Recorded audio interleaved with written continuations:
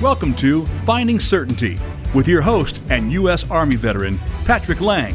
Over the next hour, you'll learn from Patrick and his expert guests how to attract more certainty into your business and your life. Now, here is your host, Patrick Lang.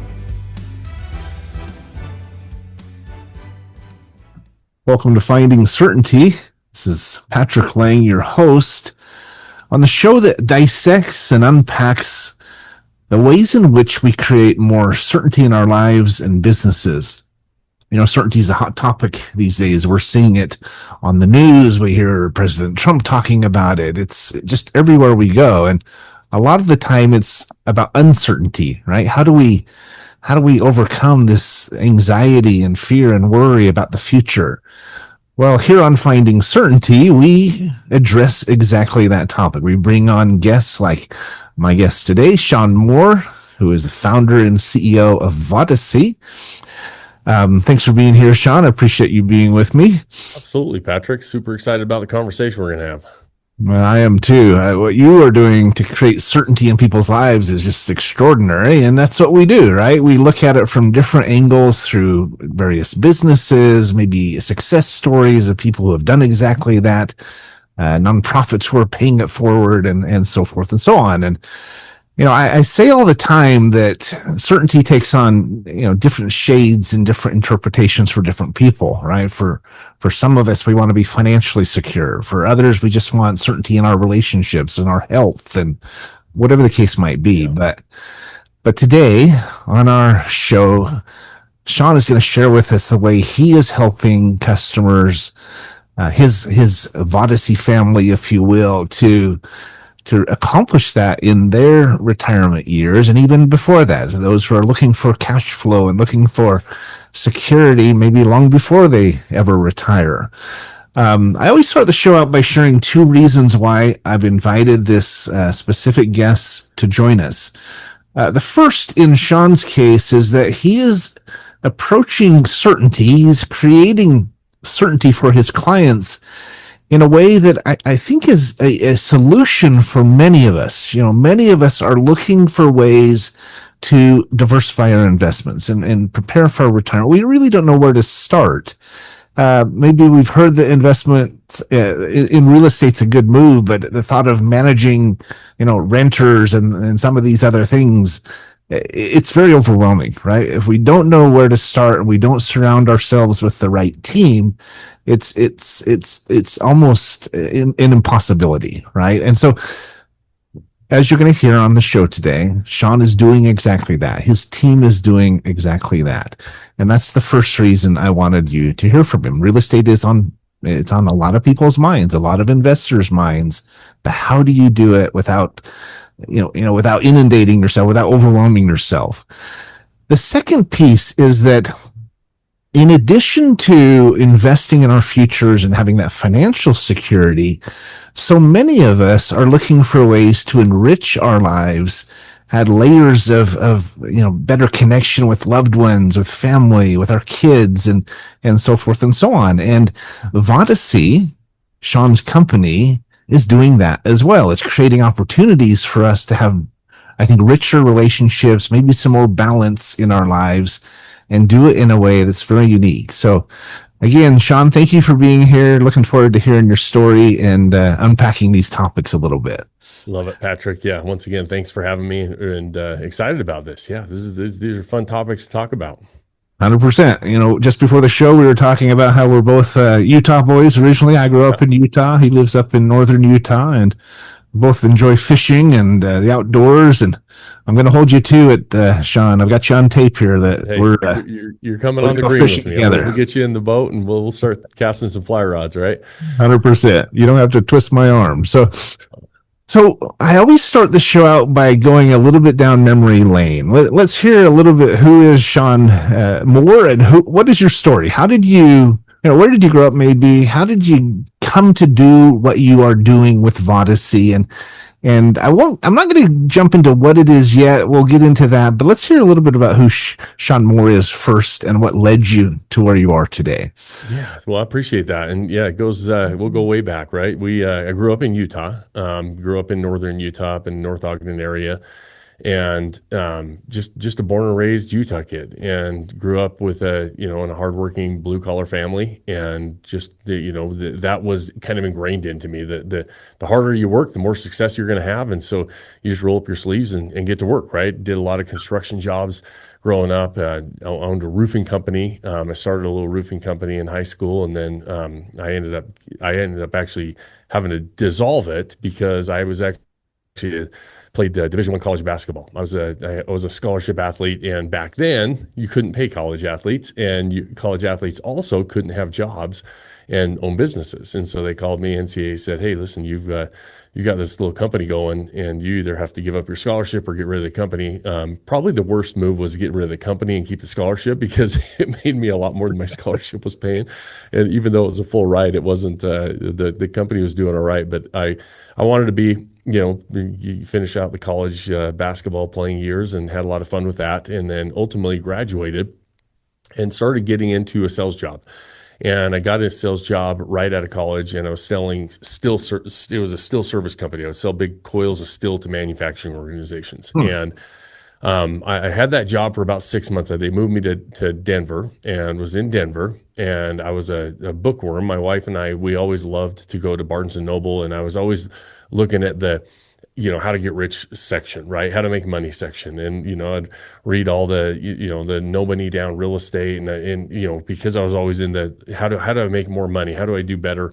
It always led me toward real estate, because that section of the bookstore at Barnes and Noble was always biggest. And so, sure, the rich dad, poor dad section, right? Yeah, exactly. Yeah. And that was Robert Allen and et cetera, et cetera. Yeah. Robert Allen and Ron LeGrand and Russ Whitney, all those guys, right? And so just reading all their books. Carlton Sheets, back in the day, if you're old enough to remember him on the late night, I'd ordered Carlton Sheets books on tape, and I started going to all, listening to all this stuff and getting interested in it. But then in Denver, there was a guy named Peter Conti that actually had a weekend seminar, right? And I went to it, and I went to his weekend seminar because he was teaching people how to buy properties with no money down, no credit. The typical, you don't have to have any money, any credit, and you can go buy real estate and become rich.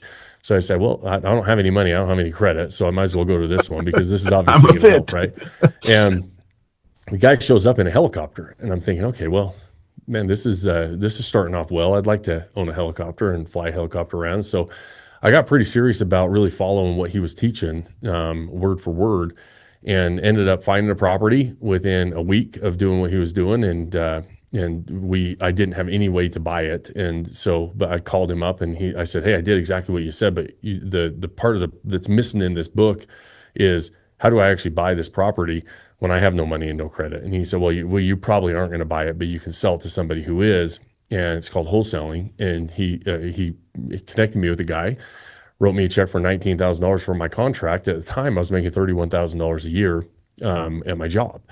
And in a weekend, I made $19,000. So it didn't take me long to put two and two together and think, maybe there's a better way to do this. And that was my introduction into real estate. I actually quit my job that same week, took my $19,000, moved back to Utah, and said, hey, I'm going to be a real estate investor. And that was the start of a long career. That was back in 2000. And so it's 25 years ago. And I have only paid my bills through real estate investing ever since. And I've gone through a lot of different avenues in real estate, from, the fix and flip to development, to build jobs, to buy and hold stuff, and ultimately landed on what we do now, which is short-term rentals. But it was a journey into just wanting to do better. And I think when it goes back to the certainty of things, I always felt better, and I've always felt more certain when I felt like I had control of what I was doing, right? That personal responsibility, self-reliance, extreme ownership, that gave me that sense of security and that sense of certainty. Even though it was probably very uncertain, it felt more certain because I felt like I was in control of it. And so I've never, outside of that 6 month stint in 2000, right out of college, from when I decided to quit my job, I haven't ever had a job. I've never had a paycheck. I've never had a steady paycheck. And it's been a pretty wild ride since. That's incredible. I hear that from a lot of entrepreneurs, right? They say some who are very successful, some who are still working at it, even when they're struggling and getting their feet under themselves, or they have their little small entity that's growing slowly, almost invariably they say, I would never go back. I couldn't imagine working for someone else after being my own boss, being in control of my outcome, and building that dream. And so I feel the same way. It took me a long time to finally step into the dark and pull the trigger, if you will, and start our company, Certainty Management, which is now, we have associates coast to coast. We have clients in all 50 states. And I can't imagine going back and working for someone else, even in the lean years, right? Right. So it's and you hit on, I think, a really important point. Part of the certainty journey, right? The journey to certainty, as I call it, is evolution. We're constantly evolving. And I think of it like a GPS. We're recalculating, right? We go down one path and maybe it was not the best fit, or we learn a new lesson. We learn how to do it better and faster, or we're constantly evolving and growing and, hopefully failing forward when we do fail. Part of that is surrounding yourself with really good mentors and a really good team or tribe. Yeah. Because no man is an island, no woman is an island. Nobody can do it on their own. I don't care how good you are, right? There are things you are not going to be good at. And so that's one of the things that really intrigued me about your program. And let me do a 10,000-foot view of what Vodyssey is, and then correct me at the end. I'm sure I'll get some of it wrong, but this is my understanding. Okay. Yeah. If you allow me, what Vodyssey is, and this is what appealed to us, right? It's the opportunity to invest in and own what you call lifestyle real estate, lifestyle assets, right? That, and in a very real sense, benefit in three main ways. Number one is you say the numbers have to work. So it's an investment that's bringing you a return, paying itself off quickly, and then generating cash flow. That's the first thing. The numbers have to work. Secondly, you recommend, and I agree with this, you buy in areas that you like to visit, right? If you don't like going to St. George, Utah, don't buy a house near St. George, Utah, right? Buy in areas, bedroom communities, and others that you would like to go to whenever you want to go to. Because if you own that property, you can block out whatever time you'd like to. Rent it out the rest of the time. And as you said, you do short-term rentals. These are higher-end properties. You're putting it on the rental market. And then if you want to go for 2 weeks every year or 4 weeks every year, you block out those dates. The third benefit, though, or the third rule, if you will, the third step that's critical is having the right team to manage it all. That's the part that appealed to me more than anything, because I don't have time to manage property and I have no interest in managing tenants, right? I would never go rent.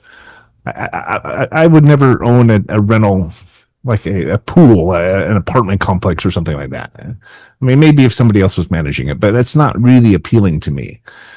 I was really intrigued by the fact that you coach your clients how to make sure the numbers are right, that they work, how to pick areas that you will really enjoy owning and being able to visit when you want to. But then this piece about your team that makes it all work, where you're managing the properties, cleaning them, advertising them, putting them on Airbnb and Vrbo and these other things. And you said one phrase that stood out in my mind when I very first stumbled across one of your podcasts. It said, you can manage the entire thing in about an hour a month, right?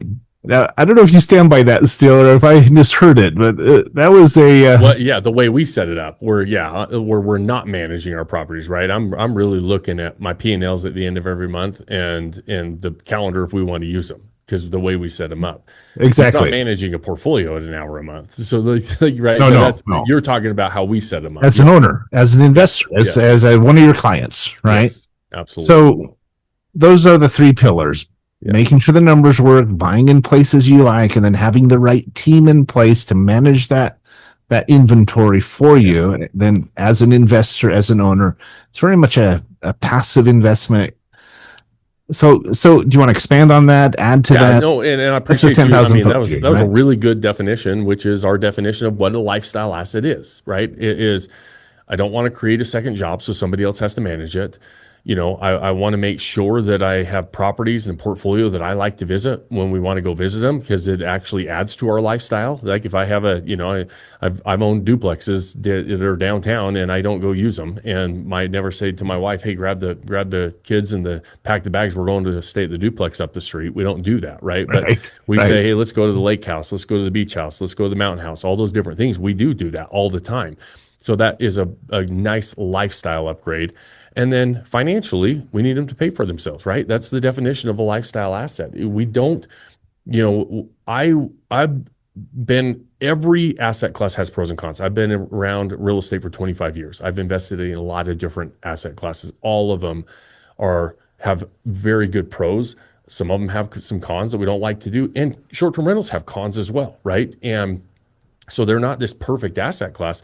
My mantra for a long time, and I always say at the end of my podcast and my trainings, everything else, is to pick that one thing you can do today to start building that life you don't want to take a vacation from. So I wanted to build a life I didn't want to take a vacation from. So my portfolio needed to represent that.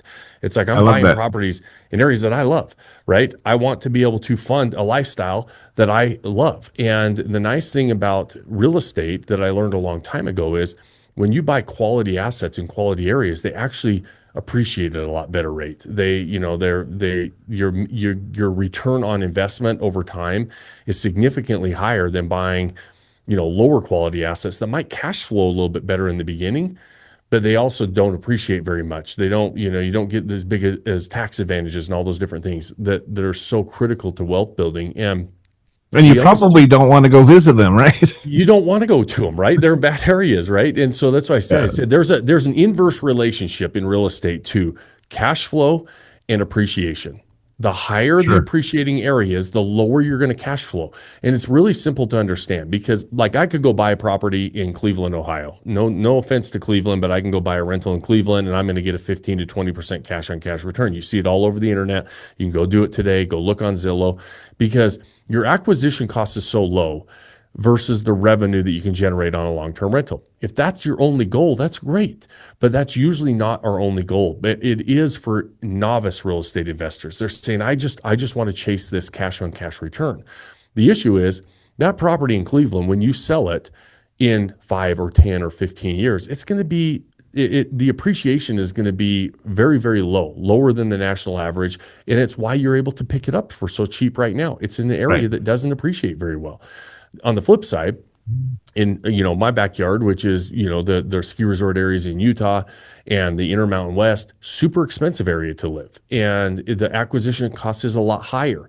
But it's higher because it appreciates at a better clip. But so the cash flow is going to be lower, right? Your cash flow is a ratio between what your payments are, your expenses, everything else, versus what you're going to rent it for. If your payments on it are a lot higher because your basis is higher, naturally you're going to cash flow less. Over a 5 or 10 year time horizon, that portfolio is going to outperform the higher cash flowing portfolio almost every single time. And so, and that's one of the things that we're trying to look at is say, I want a mix of both. I want them paying for themselves. I want to make some money, but I'm trying to create this portfolio that gives me more than just the financial benefits as well. That's why I call them lifestyle assets. We're looking for, when you say certainty, we're trying to build certainty in multiple areas of our lives, right? In health, in wealth, in relationships, in joy, peace, happiness, all those different places. And where are we pulling and what are we building that is helping us create that certainty? And this type of a portfolio is what we're trying to do, is pull multiple levers there, right? It doesn't do anything for my health other than maybe give me the extra time to go work out or whatever. But I want to be able to build portfolio. I want to build that certainty in multiple areas of our lives, and that's what we're really trying to do.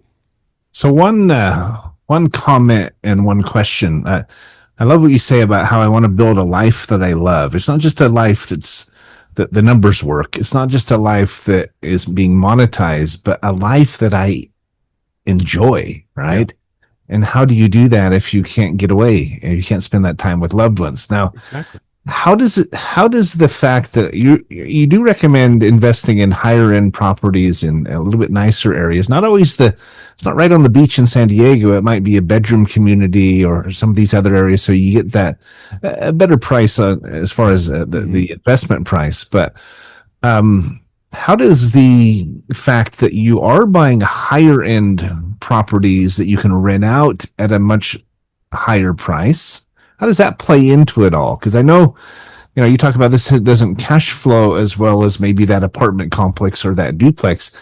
But even though you have a higher mortgage, you also have higher rents you can charge. How does that play into the whole? Yeah, well, and that's the beautiful part about the short-term rental world, right? Is there's, when I used to buy long-term rentals or multifamily deals or commercial properties, there was a market rent for a 3-bed, 2-bath property in a certain zip code. And it wasn't going to vary a whole heck of a lot. Maybe if you had a class A space, class B or class C, whatever if you were in commercial, but it was going to be very market rent driven as far as price per square foot that you're charging. Short-term rentals are different than that. Short-term rentals, because we're not selling properties, we're selling experiences, that we can have these really nice properties, create these great experiences, and the consumer's willing to pay us more than anybody else's property. You'll know a property area that we had a property up at, I had owned a property for years up on Henry's Lake in Island Park. And we created this fly fishing experience. And being a fly fisherman, you'll appreciate this, because we would have this property. I mean, Island Park, Henry's Lake, 10 minutes from the gates of Yellowstone National Park, beautiful area, outdoor space. For those listening that don't know the area, you're right outside of Yellowstone. Lots of people coming up there to enjoy the great outdoors. It's also a fishing area where there's 5 to 6 blue ribbon trout fishing streams plus the lakes up there. Yeah, it's gorgeous. We had this cabin up there, and we created this fly fishing experience where I ignored all the family travelers, everybody going to Yellowstone. I really just created this experience just for fly fishermen that are coming up to that area to go fish. And so we had our drift boats available. We had rod carriers that were magnetized that they could put on top of their vehicles that they rented or brought up, so they didn't have to travel with those on their own. A lot of people flew into that area, so you're not traveling with 10-foot rod carriers, right? We had wader drying stations. So the next day, after the first day of fishing, and the next day, they're not putting on wet waders. They just hang them up, they're drying out, and they're going to be perfectly warm and dry for them the next day. I had a box of hand-tied flies, depending on the season, and a handwritten note saying, "Hey, Patrick, appreciate you staying at our cabin. By the way, here's my favorite flies for this time of year, and here's a map of the local areas and the rivers." And, That's I would highlight the maps. Like I would go to the Madison River, I'd go to the Yellowstone River, I'd go to the South Fork of the Henrys, I'd go to the Henrys Fork, and I would highlight my favorite spots, and I would, to the details of saying, right around this bend, there's a log that's fallen. If you cast up there in that back eddy, there's always fish there.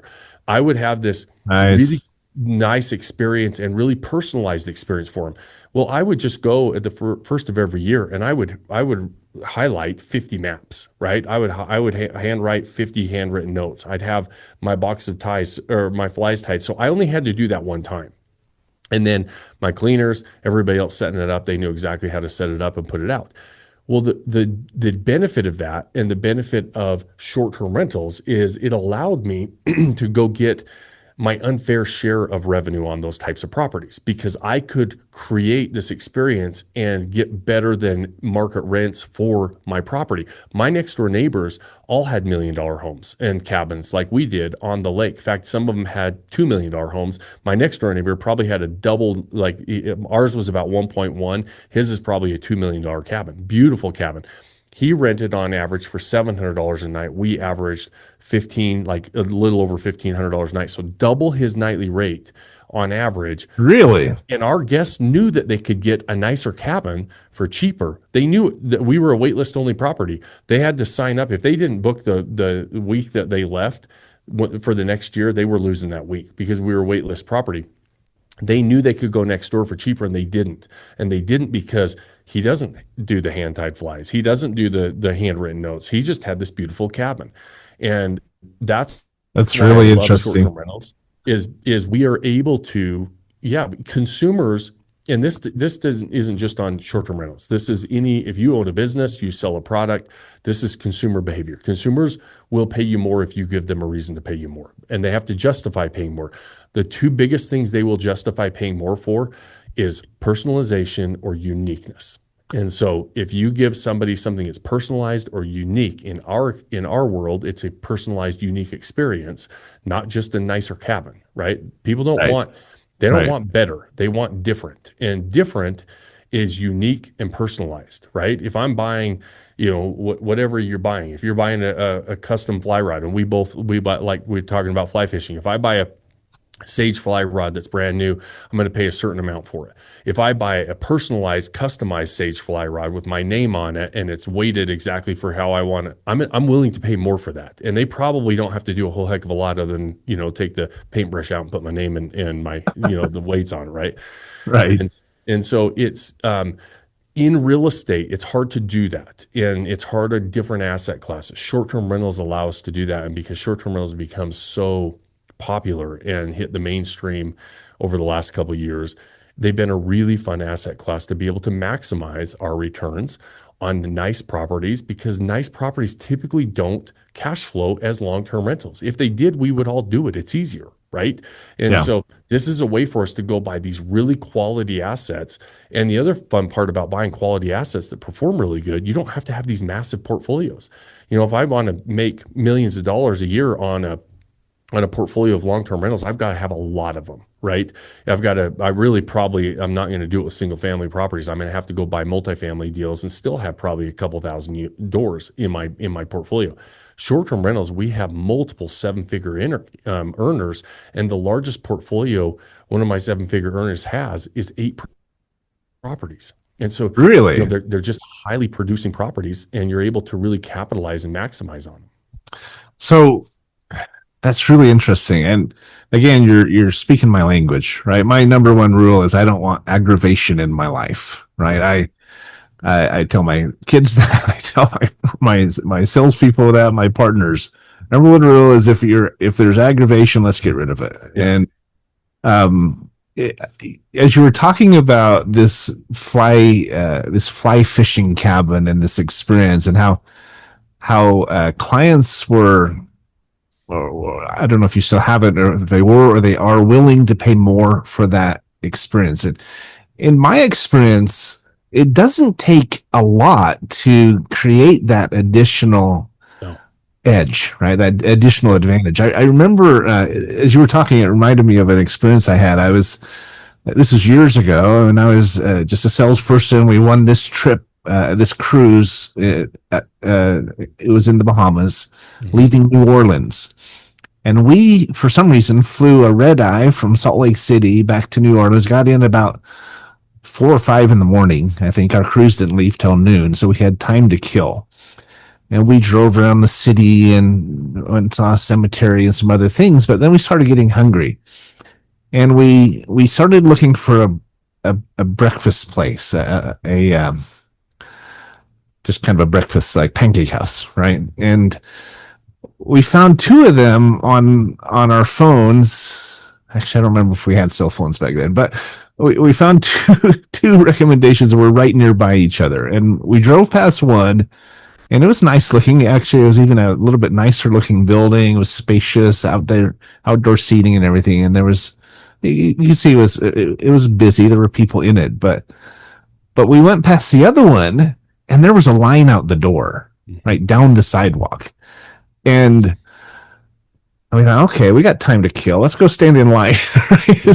We didn't know why. We didn't know why there was a line, but we decided to stand in line for, it was probably a 30-minute wait at least before we got in.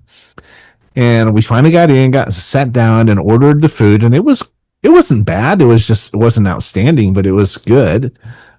But the owner of the restaurant was there. I think he was this Greek guy, just a really outgoing, vivacious guy. And he was coming around the table and greeting people and saying hi to them.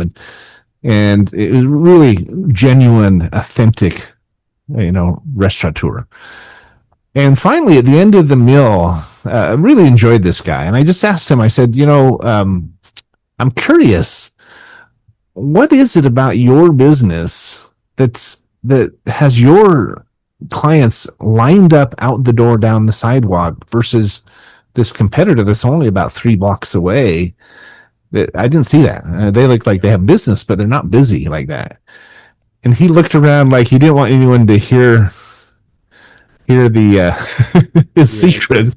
He leans into me. He says, it's the third egg. I said, what do you mean the third egg? He said, well, we offer 3 eggs, toast, bacon, and hash browns. They only do 2.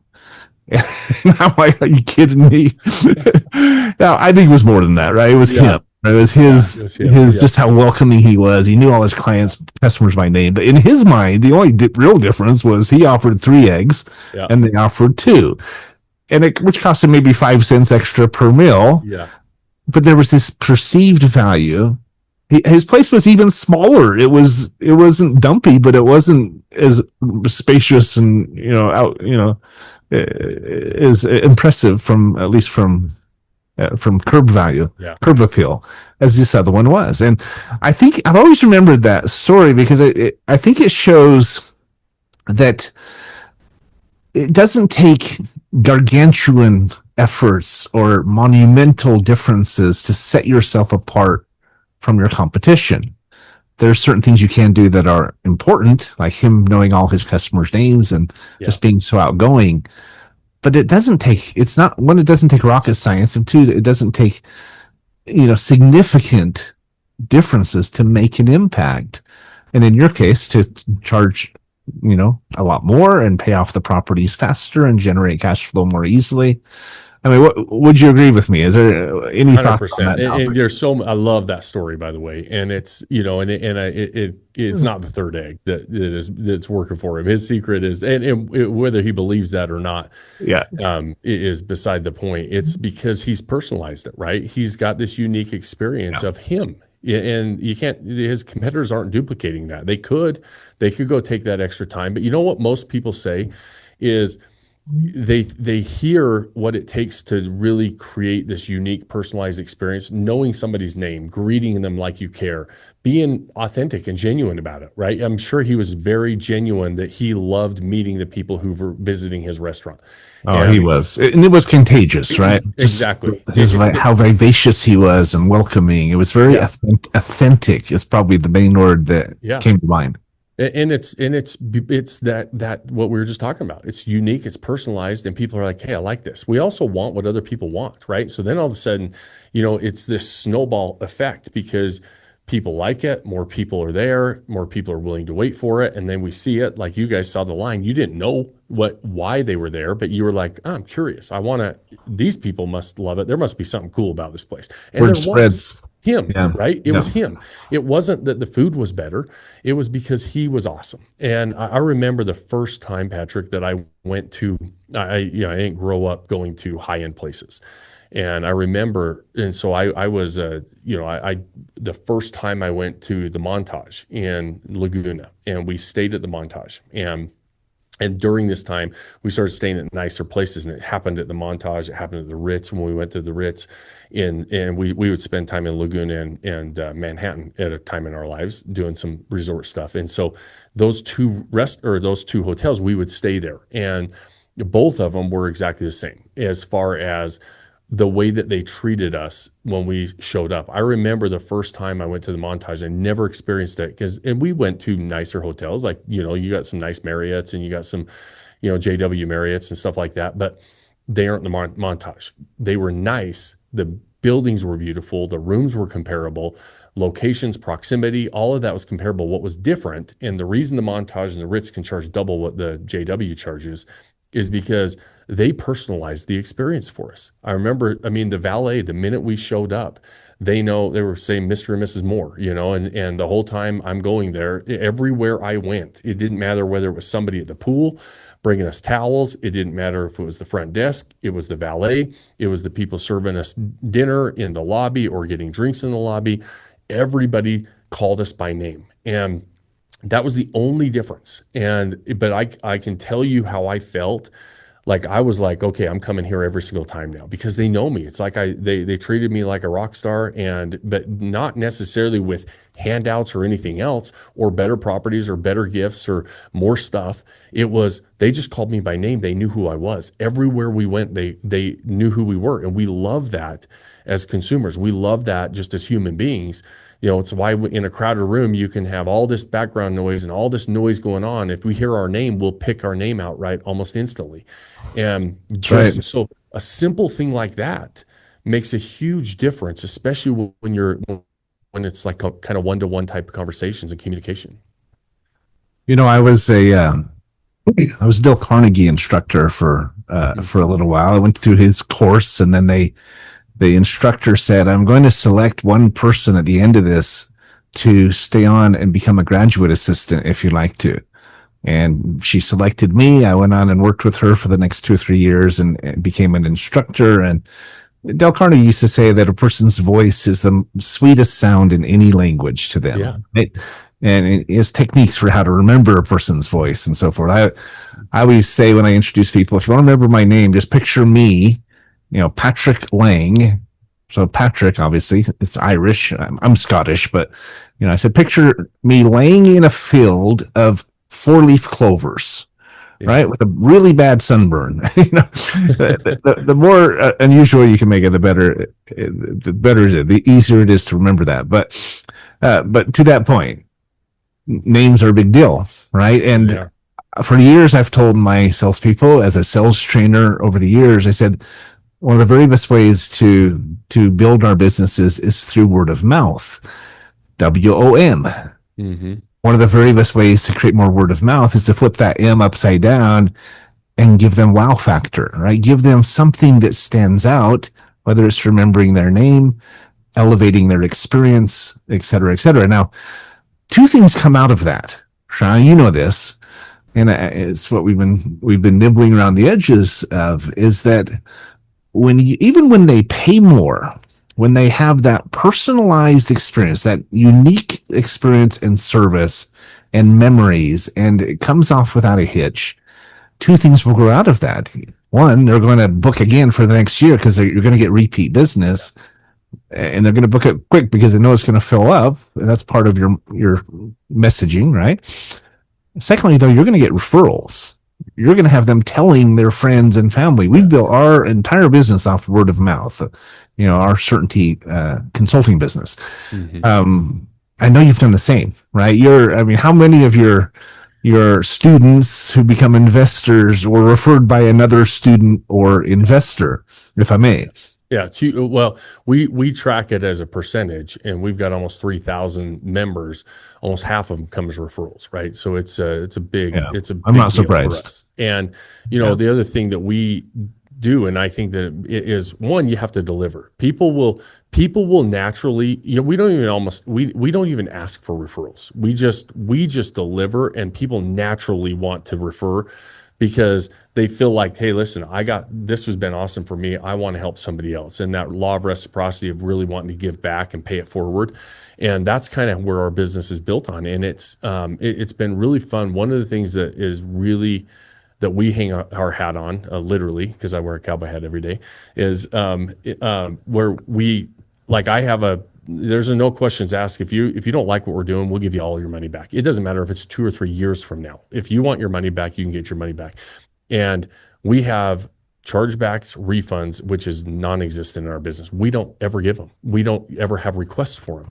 And it's a non-existent thing in our business. And in the internet coaching world, the average is around 20% chargeback and refund requests. And so, and when you have 3,000 people that have been through your program, and I can count on one hand how many chargebacks or refund requests we've had over the 5-year period.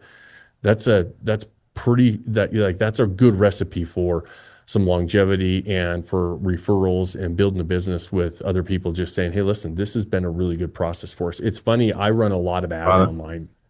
That's impressive. That's impressive, Shawn. Yeah, I appreciate that. We're super proud of it. I always like to try to brag about that, because I feel like that's.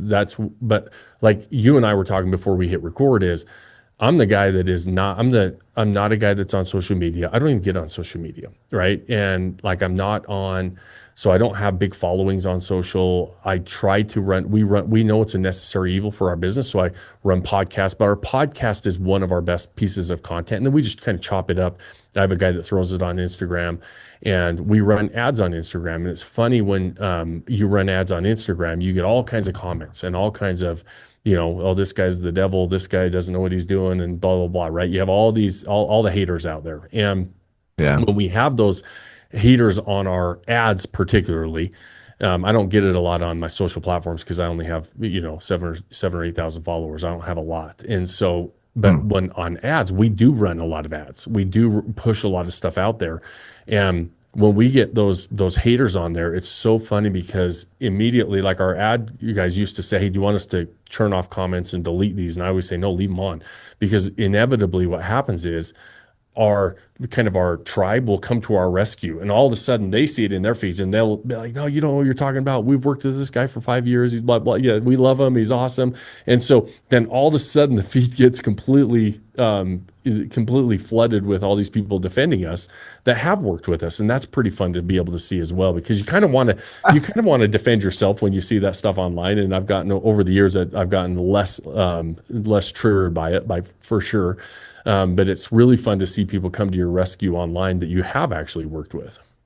That's really cool. And there's two benefits, right? You don't have to take the time to answer their, critiques or the naysayers out there. And it's far more credible when your fans and your customers are doing so, Let them say their experience with it. Absolutely. Just a little sales tip that I always tell people is, there's 3 different kinds of speech, right? If we say something, it's, first person, it's a little bit suspect, a little bit, people are skeptical because you're the salesperson, right? You're biased, right? Even stronger is when someone else is saying it, right? The masses are saying it, your customers, your fans, your testimonials. The strongest is when the person you're talking to says it. Yeah. When they ask questions, or they can say, I just did it. It worked. Yeah. Right. And so anyway, that's really interesting. We deal with that a little bit with internet trolls once in a while that are trying to, and I've turned off comments just because I don't want to deal with them. But as we've built up our fan base and our following, I can see the value of that. Yeah, I think. You ought to, as you start to build up people that work with you, because they're seeing your stuff too. Our fans see our stuff, right? They see our ads. They're in our algorithm, right? The algorithm knows who they are as well, right? And so when somebody, we've been doing it for years, and it works. It works beautifully. I love it. Actually, it's really smart. Yeah. Speaking of your students, let's talk a little bit about how somebody gets into what they do with you, right? Assume I know nothing and I'm interested in maybe this idea of investing in real estate with lifestyle assets, places I'd like to go visit. The numbers add up. How do I learn that? And how do I take part in it or participate in it? Yeah. And then maybe let's talk about some of the benefits of doing it that way versus trying to wing it and do it on your own. Yeah, I appreciate that. And so, what we're really trying to help people do is, the short-term rental game has really exploded on the scene the last 3 or 4 years. Right after COVID, there was a 2-year period where most people in the mainstream got introduced to short-term rentals as this like accommodation, but not only just an accommodation, but a possible investment platform, right? Short-term rentals were gaining steam as an investment, probably because I bought my first one back in 2006. So I've really seen this entire industry grow up from the very beginning. 2006, Airbnb wasn't even around. We were using Craigslist and KSL. You're a Utah boy, so you know what KSL is, and which is a local classified. That's how we were running our business. So I've really seen this entire industry grow up, and it was getting more and more popular from about 2017 to 19. There was a pretty nice growth rate of saying, okay, this is kind of becoming, people are starting to hear about it, but it wasn't mainstream yet.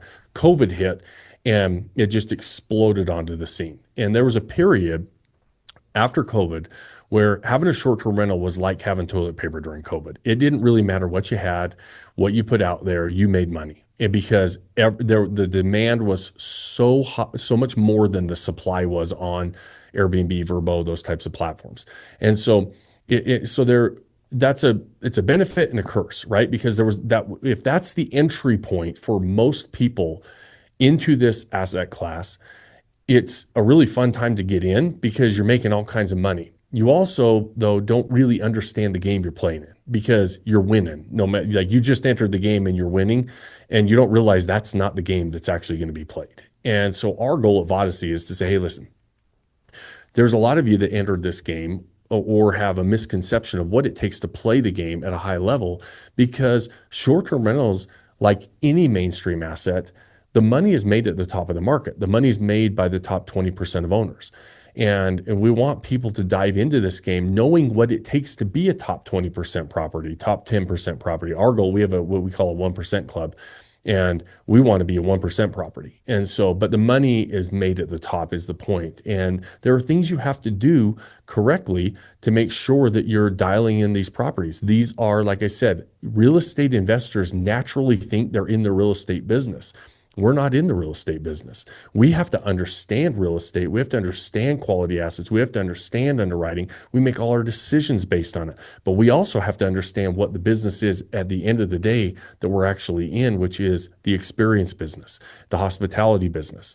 And so there's a lot to bite off there. And there's a lot of our customers who are high income earners. They've got the disposable income to go buy these properties, but because they're in a position to go buy quality assets in quality areas, they also don't have a whole heck of a lot of time to go manage this and figure it out and run these types of businesses. And so our goal is to try to help people say, okay, here's what it's going to take to enter. Here's what you need to know.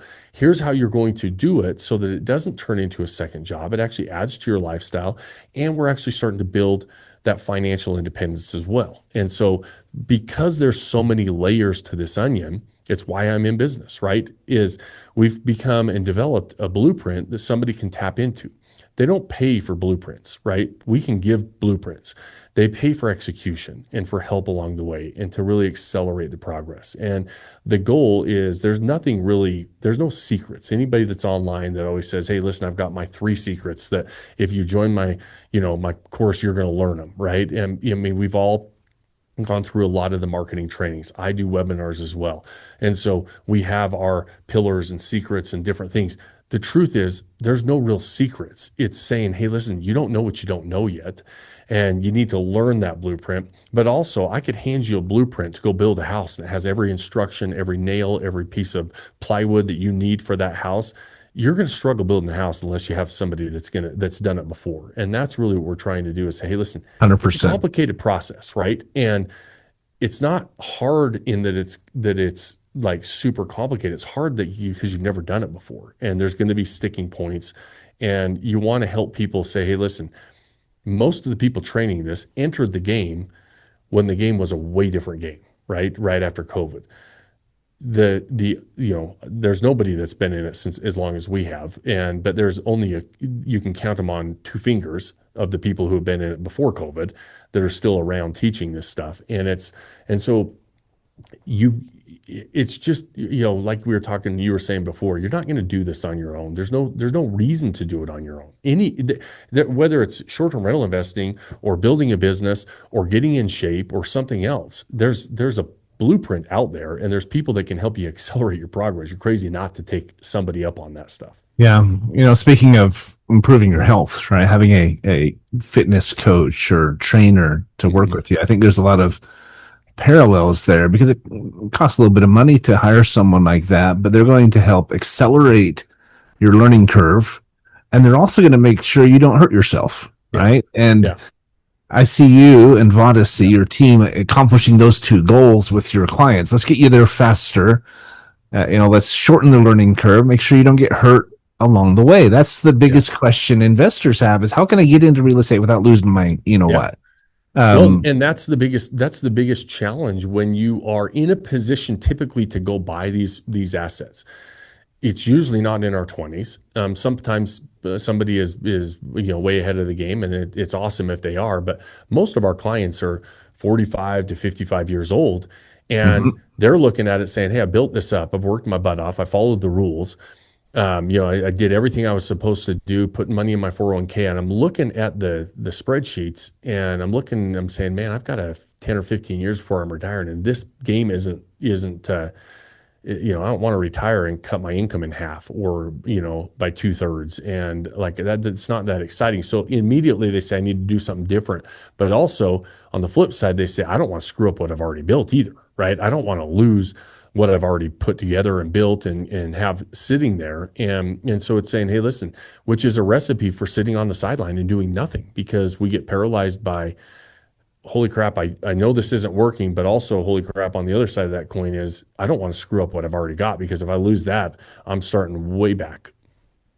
Yeah. And it can be really scary, right? That's not a recipe for certainty. It's why uncertainty is a much more searched term than certainty is. It's like 100x, right? Everybody's searching it.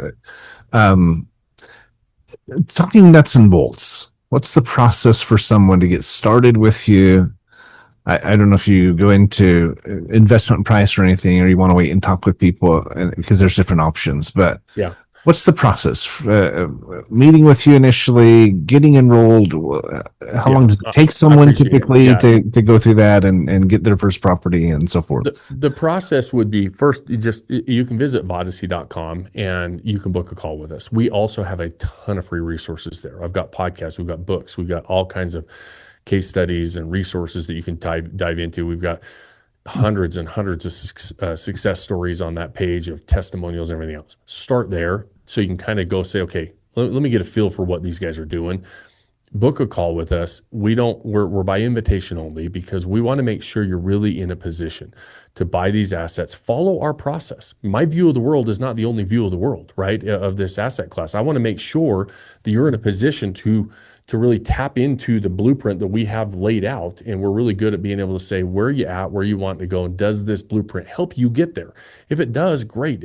There's many times it doesn't, Patrick, and we want to know that, which is why those conversations are important. Typically, you're going to need a certain amount of money to go buy these assets, right? And you're going to need money for down payments. You're going to need money to furnish them and set them up, and then to launch them.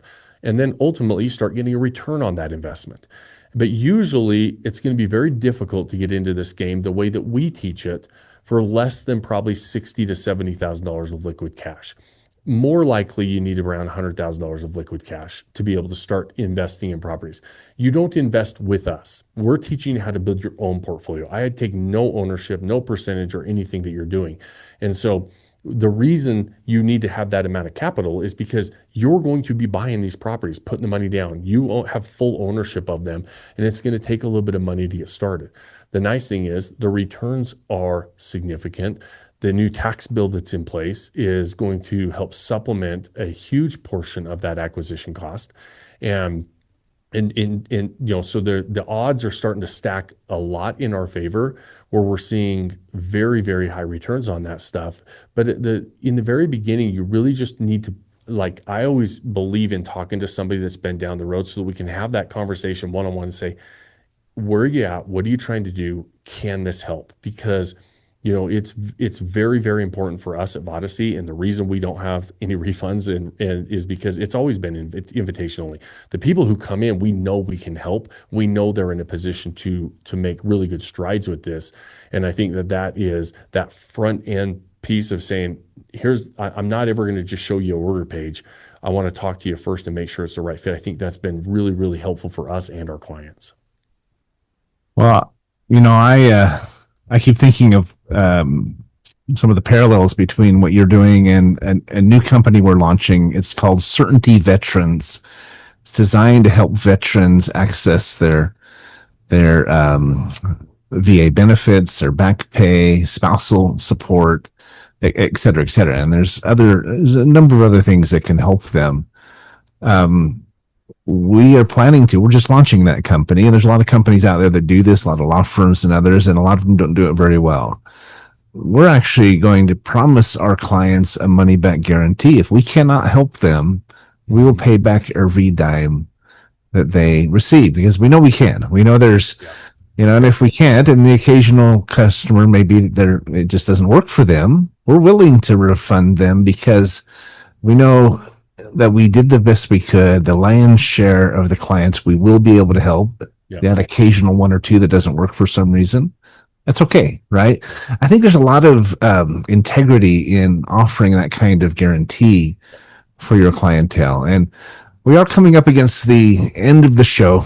As I said, I stumbled across your podcast years ago. I've been following you for a long time. I've referred you to others, my parents, et cetera, et cetera. It's a really interesting model, and I think it's something that people are looking for, right? They want to diversify their income. They want to secure their retirement. They want to have quality of life in their golden years, not just financial security, but quality, right? They want lifestyle, right? Exactly. The lifestyle upgrade is huge for a lot of us. Yeah. I agree. So your website again, VODYSSEY.com. Is that right? Vodyssey.com. And shout out to you and your book. What the hell is a lifestyle asset? Right? Yeah. It's I assume it's on Amazon, etc. People can access that there if they want. Absolutely. Go check out the book. That really, back when you actually wrote books and AI didn't write them for us. I actually wrote the book back in 2017, and it takes people through that process of really finding the right property, setting up a unique experience, and then marketing it, stand out in the crowd, and what it takes to do that. And it was it's a fun book that's been, well received as well. So I appreciate you shouting out the book. 100%. Well, our business is really starting to go well. It's taken time to build it to where it is. It's exploding. And you and I have talked about doing some things together here in the near future. I'm excited to do that. It's definitely on our radar. Anything, just in closing, any last thought or insight you'd share with the listeners? Yeah, we've got about 3 more minutes, so we're coming toward the end. And I'll keep it short. And first, I want to congratulate you guys on everything you're doing at Certainty. And you guys are just I know that the integrity behind that. You and I have had multiple conversations right now, so I'm excited to see all the growth that you guys are having. And I would say to the listeners, don't get paralyzed by figuring out that you have to know the whole road ahead, right? Think about when you drive a car in the dark. You only see the first, 200 yards ahead of you, but there's a map and a path that you can follow, but you might not be able to see the whole end game. And, just take that first step, take that action. Don't get comfortable sitting on the sidelines. And that in and of itself, in my opinion, breeds certainty, right? And like I said, started off with, I always felt way more certain when I was taking action, when I took personal responsibility, when I, that self-reliance and saying, hey, listen, I'm going to go do this and we're going to figure this out. And I'm going to surround myself with other smarter people. Like I always take great pride in being the dumbest person in most rooms that I enter, because I want to surround myself with people that know more than me, have been down the road further than me, and they can pass that baton to me so that I can accelerate my progress. And there's no excuse for anybody to sit on the sidelines anymore, because there's too many people willing to pass that baton to you if you just ask. And so, I would say I know how valuable people's time is, and you always appreciate you listening into these types of conversations. I get a lot out of these conversations, Patrick, so I appreciate you having me on. Absolutely. Well, we've been wanting to get together for a time. We're both running 100 miles an hour, but I appreciate you taking an hour out of your morning and being here on Finding Certainty with us, with our new relationship. And this show is going to be in front of a lot of eyeballs. We have millions of listeners. We're syndicated on Spotify and iHeartRadio, Pandora, Apple, Google, Amazon. I mean, the list goes on and on.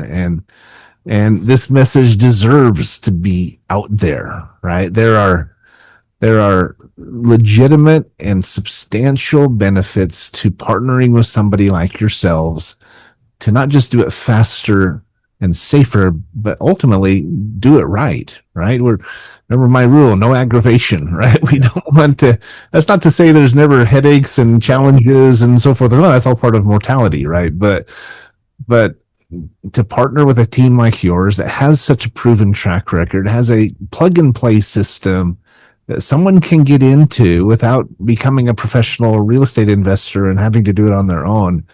Well, that's very appealing to me. I know it is to a lot of people out there. So thanks for being here, Shawn. There is certainty out there. We can help. Extraordinary vendors like Shawn and his team at Vodyssey can help. Remember, go to vodyssey.com, VODYSSEY. Have a great rest of your week, and thank you for listening. And we'll see you next week here on Finding Certainty. Awesome, brother. All right, man. I'm if you're headed to the green or even the Weber, wherever you're drifting and fishing and you need some company, you know who to call now, right? All right. I know exactly who to call. That's awesome. If you're ever in town and you want to hit the river, you hit me up. We'll definitely go. You don't have to twist my arm. I may bring my business partner with me. We'll teach him how to fish. But that'd be fun. I've got the drift boat. We've got plenty of room for we'll all three, one in the front, one in the back. We'll put him in the front because you'll know how to fish from the back and he'll be good. Yeah, that'd be great. All right. I know you got to go. Thanks again. And have a great rest of your week. Thanks, Shawn. Take care, buddy. Appreciate it. Thanks, Patrick. Cheers. We'll see you. Bye.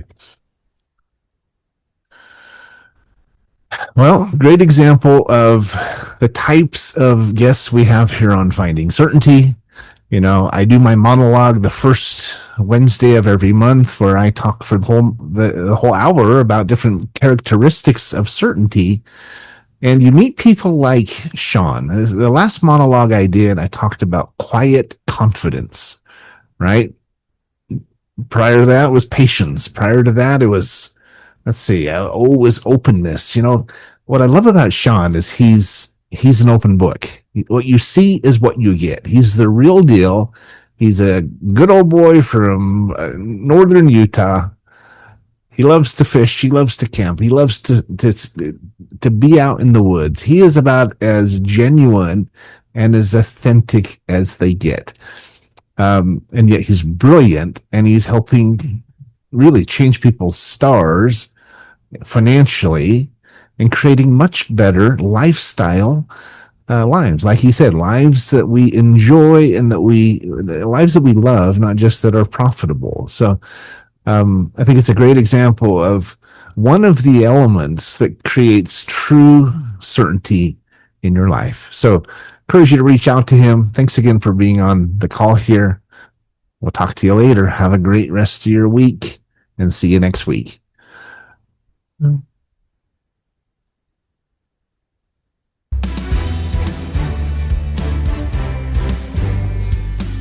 Thanks for tuning into today's episode of Finding Certainty.